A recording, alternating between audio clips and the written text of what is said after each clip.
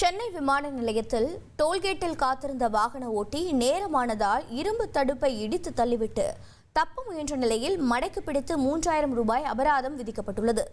இது பற்றிய கூடுதல் தகவலை செய்தியாளர் கசாலி வழங்கிட கேட்கலாம். கசாலி வணக்கம். யார் அந்த நபர்? அவர் ஏற்படுத்திய சேதம் என்ன நடவடிக்கை மேற்கொள்ளப்பட்டிருக்கிறது?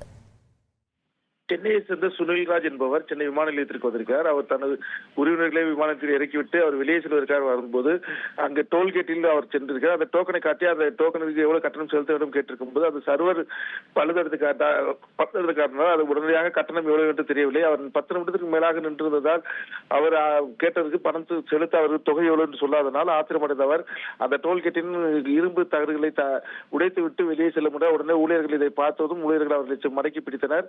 பின்னர் இரு தரப்பிற்கும் வாக்குவாதம் ஏற்பட்டது. இந்த டோல்கேட்டுக்கு 7500 ரூபாய் அபராதம் விதிப்பதாக கூறினார்கள். அப்புறம் போலீசார் வந்து சமரச பேச்சுவார்த்தை நடத்தி அவருக்கு 3000 ரூபாய் அபராதம் விதித்து அந்த அபராத தொகையை பெற்றுக் கொண்டு பின் அவரை காருடன் அனுப்பி வைத்தனர். இந்த சம்பவம் சென்னை விமான நிலையத்தில் பெரும் பரபரப்பை ஏற்படுத்தியது. உங்களுடைய தகவல்களுக்கு நன்றி கசாலி.